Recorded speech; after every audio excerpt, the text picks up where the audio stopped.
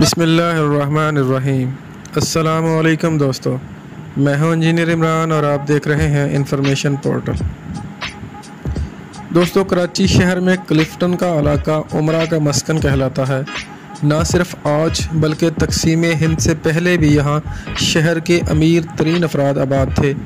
اس علاقے میں آج بھی ایک محل نما عمارت اطراف میں بسنے اور وہاں سے گزرنے والوں کے لیے توجہ کا مرکز بنی رہتی ہے، جس کا نام محتا پیلس ہے، جبکہ 70 کی دہائی تک اسے قصر فاطمہ کے نام سے بھی جانا جاتا تھا۔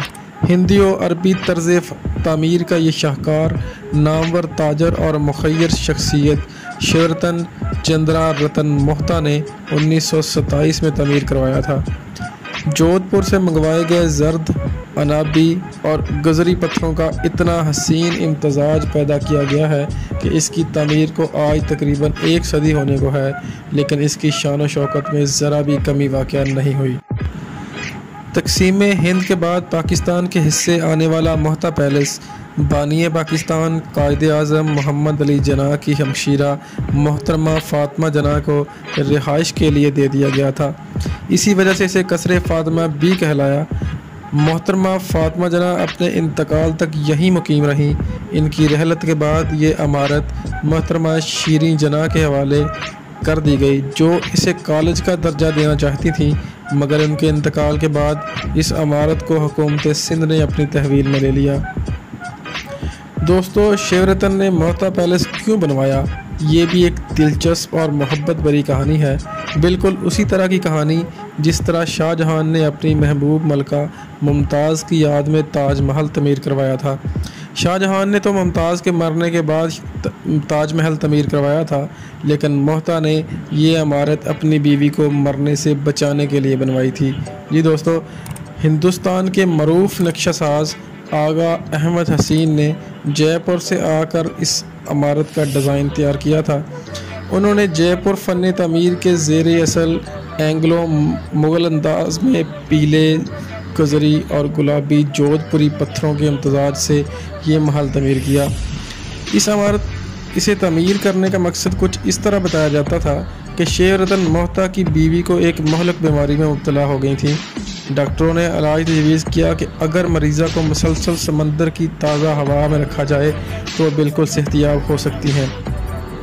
چنانچہ شیورتن محتا نے یہ شاندار محل نما بنگلہ کلفٹن میں تعمیر کروایا۔ گزشتہ صدی میں تعمیر کی جانے والی یہ خوبصورت اور دلکش عمارت 18,500 اسکوائر فٹ رقبے پر محیط ہے۔ تقسیم ہند سے قبل اور بعد میں بھی کلفٹن کے علاقے میں اتنی وسیع و عریض عمارت تعمیر نہیں ہوئی۔ یہ تاریخی عمارت 2 منزلوں پر مشتمل ہے اور دونوں منزلوں پر کل ملا کر 16 کمرے بنائے گئے ہیں۔ پیلس میں داخل ہوتے وقت سب سے پہلا آپ کو نظر آنے والا حصہ بیرونی حصہ ہے، جسے خوبصورت رنگا رنگ اور نفیس کھڑکیوں، پتھر کی دیواروں، محراب اور میناروں سے ترتیب دیا گیا ہے۔ یہ منظر ایسا جاذب نظر ہے کہ کچھ ساعتوں کے لیے کوئی بھی شخص اسے دیکھ کر مبہوت ہو جاتا ہے۔ نچلی منزل پر کمرے آسائش اور رہائش کے حوالے سے اپنی مثال آپ ہیں۔ کمرے دیکھ کر یہ بالکل محسوس نہیں ہوتا کہ افراد واحد کے لیے ان کی تعمیر کی گئی تھی۔ یہ تو تھا نچلی منزل کا ذکر، اس کی پہلی منزل بھی اپنی مثال آپ ہے۔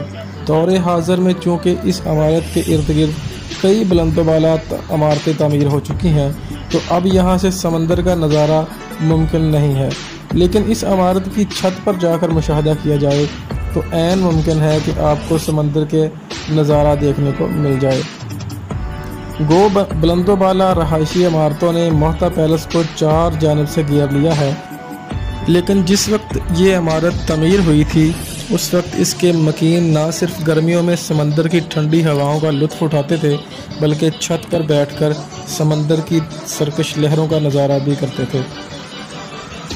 چھت پر تعمیر کیے گئے گنبد کے ارد گرد بنایا جانے والا خوش منظر احاطہ مکینوں کو شدید دھوپ سے محفوظ رکھنے کے لیے تعمیر کیا گیا تھا۔ مرکزی گنبد کے علاوہ عمارت کے اطراف 5 نفیس گنبد عمارت کی زینت بنے ہوئے ہیں۔ عمارت کے چھت پر کیا جانے والا کام نقاشوں کی مہارت کا منہ بولتا ثبوت ہے۔ نقاشی کے ذریعے خوبصورت بیل بوٹوں کو منفرد انداز میں ترتیب دیا گیا۔ ان میں مختلف انداز کے رنگ بھی استعمال کیے گئے، جس میں آبی رنگ بھی یہ شامل ہے۔ عمارت کے اطراف ایک خوبصورت اور وسیع باغیچہ بھی موجود ہے، اس کے اندر ایک میل لمبی سرنگ ہے۔ یہ عمارت اپنی پراسرار کہانیوں کی وجہ سے بھی مشہور ہے۔ دوستو 1995 میں حکومت سندھ کے ثقافت کے محکمہ کو یہ پیلس خریدنے اور اسے بحال کر کے میوزیم میں تبدیل کرنے کے لیے 70 لاکھ روپے دیے گئے تھے۔ محکمہ ثقافت نے 61 لاکھ روپے عمارت کے خریدنے کے لیے ادا کیے، جبکہ باقی کی رقم عمارت کی تزئین و آرائش پر صرف کیے۔ پیلس کی دیکھ بھال کے لیے ایک خود مختار بورڈ آف ٹرسٹیز بھی بنایا گیا۔ عمارت کی بحالی کے دوران اسے اس کی اصلی رنگ میں ڈالنے کی بھرپور کوششیں کی گئیں۔ طویل عرصے سے جمی مٹی کی تہوں اور کالک کو صاف کیا گیا تاکہ گلابی پتھروں کا اصلی روپ نمایاں ہو سکے۔